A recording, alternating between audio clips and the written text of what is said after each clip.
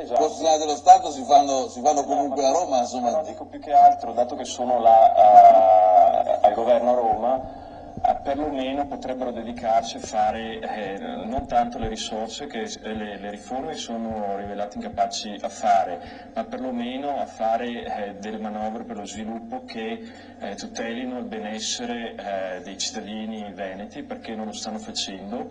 Hanno aumentato le tasse, io questo lo trovo vergognoso, perché stanno soffocando l'economia veneta e al momento ci sono cittadini che sono arrivati alla fine, non hanno un lavoro, hanno finito i risparmi e la situazione si sta facendo veramente drastica, e io questo lo sento da persone che hanno sempre lavorato da 20 anni e per la prima volta incontrano una disoccupazione, quindi ci vogliono delle decisioni, perché al momento siamo sotto lo Stato italiano, quindi ci vogliono delle decisioni immediate che abbassino le tasse, abbassino la pressione fiscale, perché bisogna dare vita, bisogna dare respiro e ossigeno a questa economia, e quindi quello che abbiamo visto in questi mesi è stata una politica di soffocare l'economia alzando le tasse anziché risparmiando, riducendo i costi della politica, e quindi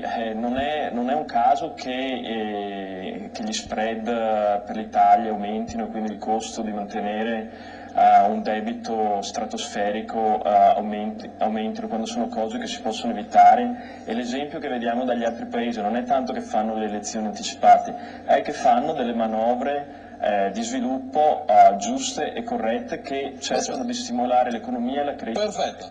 Scusi, ma è la premessa che è sbagliata, perché quando si dice che per fare lo sviluppo ci vogliono i soldi, perché lo sviluppo è fare infrastrutture, eccetera, eccetera, questa è la premessa sbagliata, perché non è che la crescita e lo sviluppo viene facendo grandi opere pubbliche, la crescita viene lasciando soldi in tasca ai cittadini, quindi l'unica ricetta per la crescita, per stimolare per l'economia, è ridurre le tasse. Cioè, credo che le due cose, insomma, forse dal 29, da Roosevelt, da Keynes in poi, insomma, nei momenti di grande difficoltà lo Stato ha cercato di mettere benzina nell'economia, dando appunto, ma non tanto fare l'opera pubblica per l'opera pubblica, anche perché alla fine il nostro paese ha anche bisogno di infrastrutture. Sì, ma per chiarire un concetto, per non essere frainteso, qui stiamo parlando di uno Stato che ha la pressione fiscale più alta al mondo, cioè a livelli svedesi. Quindi quando un operaio costa il datore di lavoro 2.500-2.700 al mese e questo operaio riceve 1.000-1.200 euro al mese netto, qua c'è una pressione fiscale enorme che disincentiva il lavoro, perché un datore di lavoro gli costa troppo, gli costa più che assumere un operaio. Anche qui, quindi se tu siamo arrivati alla pressione fiscale per tante ragioni, indubbiamente. Se non avessi infrastrutture, se non avessi strade, se tu vai a domandare a un imprenditore, vuoi la quarta corsia, vuoi più Inter, così, o vuoi che assumere un lavoratore ti costi molto di meno? Cioè quello che frena la crescita per le imprese non è tanto perché manca la quarta corsia, sì, sarebbe bello avere le strade messe a posto, ci vogliono più infrastrutture, eccetera, eccetera, ma la cosa primaria al momento che l'Italia, che è quella che cresce di meno in tutto il mondo occidentale, è una pressione fiscale esagerata. Ci sono troppe tasse che stanno soffocando l'economia, che è per questo che non ci sono lavori. La fermo. La lotta all'evasione. Certo, la lotta all'evasione è un punto importante, ma come ha detto prima l'amico di Stato Veneto, con questa pressione fiscale qua, come si fa a fare lotta all'evasione? Per fare lotta all'evasione bisogna anche abbassare le tasse. Vorrei aggiungere alcune cose, insomma, in parte mi ha rubato le parole di bocca, perché prima l'amico del PD diceva di almeno perlomeno portare l'evasione ai livelli europei, perché l'Italia ha l'evasione più alta in Europa.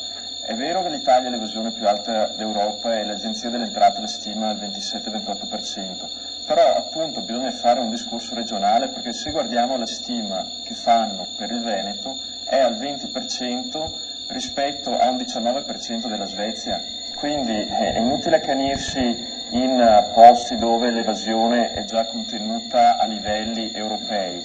Per risolvere il problema dell'evasione fiscale bisogna andare nelle latitudini dove l'evasione è quasi totale. Lo stesso discorso anche per i risparmi. Sì, è vero che è difficile reperire risorse tagliando le spese, le regioni che sono troppo spendaccione, è tutto vero.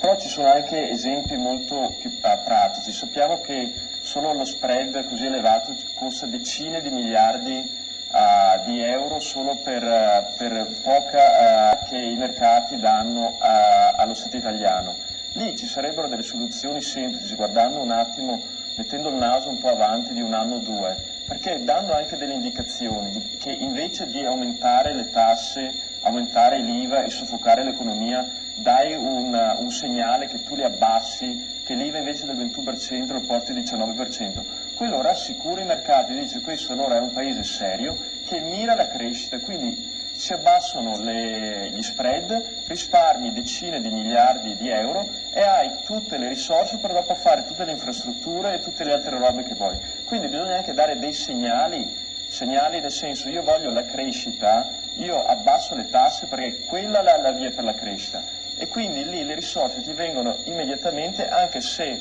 pare che abbassando le tasse avrai meno risorse fiscali.